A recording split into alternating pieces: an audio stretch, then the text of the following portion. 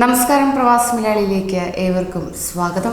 8 മലയാളികൾ ഉൾപ്പെടെ 17 പേർ.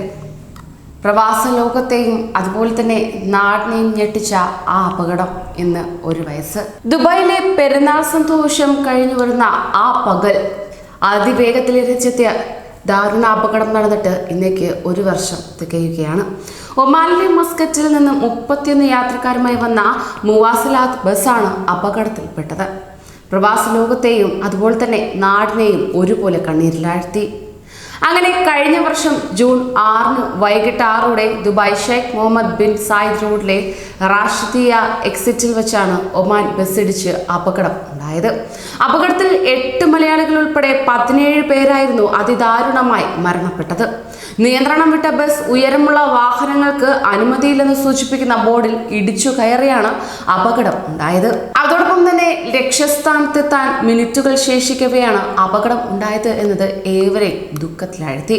കണ്ണൂർ തലശ്ശേരി സ്വദേശി തലശ്ശേരികളായ ഉപ്പയും മകനും മുംബൈ സ്വദേശികളായ ദമ്പതികളും ഉൾപ്പെടെ 12 ഇന്ത്യക്കാരാണ് മരിച്ചത്.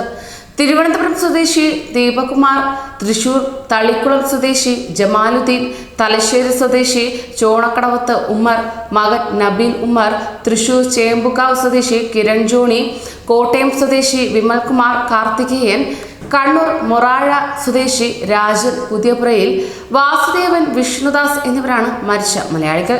ഇന്ത്യക്കാരായ വിക്രം ജവാഹർ താക്കൂർ, ഫിറോസ് ഖാൻ, അസീസ് പത്താൻ, രേഷ്മ ഫിറോസ് ഖാൻ, റോഷ്നി മൂൽചന്ദാനി എന്നിവരും മരണമടഞ്ഞു. 2 പാകിസ്ഥാനികളും ഒമാൻ, അയർലൻഡ് എന്നിവിടങ്ങളിൽ നിന്നുള്ള ഓരോരുത്തരും ഇവരെ കൂടാതെ അപകടത്തിൽ മരിക്കുകയും ചെയ്തിരുന്നു.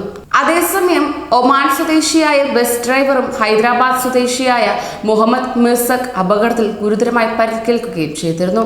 ഇവർ പെരുന്നാൾ അവധി പ്രമാണിച്ച് ഒമാനിലെ ബന്ധുക്കളെയും സുഹൃത്തുക്കളെയും സന്ദർശിച്ച് മടങ്ങിവരവെയാണ് ഈ അപകടം സംഭവിച്ചത്. സൂര്യപ്രകാശം തടയാൻ മറവച്ചിരുന്നതിനാൽ ഉയരമുള്ള വാഹനങ്ങൾക്ക് അനുമതിയില്ലെന്ന് സൂചിപ്പിക്കുന്ന ബോർഡ് ശ്രദ്ധയിൽപ്പെട്ടില്ല എന്നാണ് അപകടത്തിൽപ്പെട്ട ബസ്സിലെ ഡ്രൈവർ പോലീസിന് മൊഴി നൽകിയത്. ഞെട്ടലുളവാക്കിയ ഈ അപകടത്തിന് പിന്നാലെ പെരുന്നാൾ ആഘോഷങ്ങൾക്കെല്ലാം അവധി കൊടുത്ത് മലയാളികൾ ഉൾപ്പെടുന്ന പ്രവാസ ലോകം നാളിതുവരെ കാണാത്ത രക്ഷാപ്രവർത്തനങ്ങൾക്കാണ് നേതൃത്വം നൽകിയത്. ഇന്ത്യൻ കോൺസുലേറ്റും അവസരത്തിനൊത്തുയർന്ന് കൂടുതൽ മികവാർന്ന പ്രവർത്തനങ്ങൾ കാഴ്ചവെച്ചു. പല വകുപ്പുകളിലെ ഉദ്യോഗസ്ഥർ അവധിയിലും അതുപോലെ തന്നെ നാടുകളിലുമായിട്ടും മൃതദേഹങ്ങൾ വിട്ടുകിട്ടാനും രേഖകൾ ശരിയാക്കാനും മറ്റുമുള്ള നടപടിക്രമങ്ങൾ പൂർത്തിയാക്കുന്നതിന് തടസ്സമായിരുന്നില്ല. ദുരന്ത വ്യാപ്തി കണക്കിലെടുത്ത് വ്യാപകമായ സംവിധാനങ്ങളാണ് ദുബായ് പോലീസും സജ്ജമായിരുന്നത്.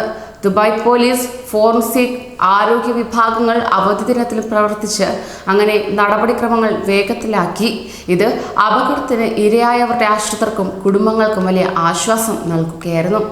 ഇന്ത്യക്കാർ അപകടത്തിൽപ്പെട്ട വിവരം കോൺസുലേറ്റിൽ അറിയിച്ചയുടൻ ഏതെങ്കിലും ഉദ്യോഗസ്ഥരെ അയക്കാതെ കോൺസുൽ ജനറൽ വിപുൽ തന്നെ നേരിട്ടെത്തിയാണ് രക്ഷാപ്രവർത്തനങ്ങൾക്കും മറ്റു കാര്യങ്ങൾക്കും നേതൃത്വം നൽകിയത്. അതോടൊപ്പം തന്നെ ആശുപത്രിയിലും മോർച്ചറിയിലും കോൺസുലേറ്റ് ഉദ്യോഗസ്ഥരെ മുഴുവൻ സമയ സേവനത്തിനായി നിയോഗിക്കുകയും ചെയ്താണ് അദ്ദേഹം മടങ്ങിയത് പോലും. ഡെത്ത് സർട്ടിഫിക്കറ്റ് ഇഷ്യൂ ചെയ്യുന്നതിന് പല ഔദ്യോഗിക കടമ്പകളും ഒഴിവാക്കാൻ UAE അധികൃതർ തയ്യാറായപ്പോൾ മരണപ്പെട്ടവരുടെ പാസ്പോർട്ട് പോലും കാത്തുനിൽക്കാതെ ഔട്ട് പാസിന് സമാനമായ രേഖ തയ്യാറാക്കി മൃതദേഹം നാട്ടിലേക്ക് നീക്കുവാനുള്ള പ്രവർത്തനങ്ങൾ അതീവ സുഗമമാക്കിയത് ഇന്ത്യൻ കോൺസുലേറ്റിന്റെ സക്രിയമായ പ്രവർത്തനത്തെ തുടർന്നായിരുന്നു. വാഹന അപകടത്തിൽപ്പെട്ടവരെ സഹായിക്കാൻ മലയാളി സാമൂഹിക പ്രവർത്തകർ രാപ്പകൽ മറന്ന് നടത്തിയ ഇടപെടൽ സാമൂഹിക ജീവകാരുണ്യ ചരിത്രത്തിലെ തന്നെ ഒരു മുതൽക്കൂട്ടായി മാറുകയായിരുന്നു. അതോടൊപ്പം തന്നെ അപകടത്തിൽപ്പെട്ടവരിൽ ഇന്ത്യക്കാരുണ്ടെന്നും അതിൽ കൂടുതൽ മലയാളികളാണെന്നും അറിയുന്നതിനെല്ലാം മുമ്പ് തന്നെ ഒട്ടുമിക്ക മലയാളി സാമൂഹിക പ്രവർത്തകരും റാഷിദ് ആശുപത്രിയിലേക്ക് ഓടിയെത്തുകയായിരുന്നു. അതോടൊപ്പം രോഗികളെ പരിചരിക്കുന്നതിന് സഹായികളായും മരിച്ചവരുടെ ബന്ധുക്കളെ കണ്ടെത്തുന്നതിനും പരിക്കേറ്റവർക്ക് വേണ്ട സഹായങ്ങൾ നൽകാനും പേപ്പർ ജോലികൾ വേഗത്തിലാക്കാനും ഇവർ മുന്നിൽ നിന്നും സഹായിച്ചു. UAEയിൽ മരിച്ച പ്രവാസികളുടെ മൃതദേഹങ്ങൾ നാട്ടിലെത്തിക്കാൻ പ്രവർത്തിക്കുന്ന ഹംപ സന്നദ്ധ കൂട്ടായ്മയുടെ പ്രവർത്തകർക്ക് പുറമെ അഷ്റഫ് താമരശ്ശേരി, നസീർ വാടാനപ്പള്ളി തുടങ്ങിയവരും ആശുപത്രിയിലും ഫോറൻസിക് ലാബിലും വിലമതിക്കാനാവാത്ത സേവനങ്ങളുമായി രംഗത്തെത്തുകയുമായിരുന്നു. എന്നാൽ വൻ ദുരന്തമെന്നാണ് സംഭവത്തെ ദുബായ് RTA അധികൃതർ വിശേഷിപ്പിച്ചത് പോലും. ബസ് സ്റ്റേഷനിലേക്ക് തിരിക്കുന്നതിന് പകരം ബസ്സുകൾക്ക് അനുമതിയില്ലാത്ത റോഡിലേക്ക് ഡ്രൈവർ ബസ് പായിച്ചതാണ് അപകടം വരുത്തിവെച്ചതെന്നും RTA CEO അഹ്മദ് ഹാഷിം ബഹ്റൂസിയാൻ ചൂണ്ടിക്കാട്ടിയിരുന്നു. ഡ്രൈവർമാരുടെ ചെറിയ അശ്രദ്ധ വലിയ ദുരന്തങ്ങൾക്കും അനേകരുടെ ജീവഹാനി അട്ടിമറിക്കും വഴിവെക്കും എന്നതിന്റെ വലിയ ഉദാഹരണമാണിതെന്നും Dubai police commander in chief major general Abdullah Khalifa Al മറിയും വ്യക്തമാക്കിയിരുന്നു. കൂടുതൽ പ്രവാസി വാർത്തകൾക്കായി ഈ ചാനൽ സബ്സ്ക്രൈബ് ചെയ്യൂ.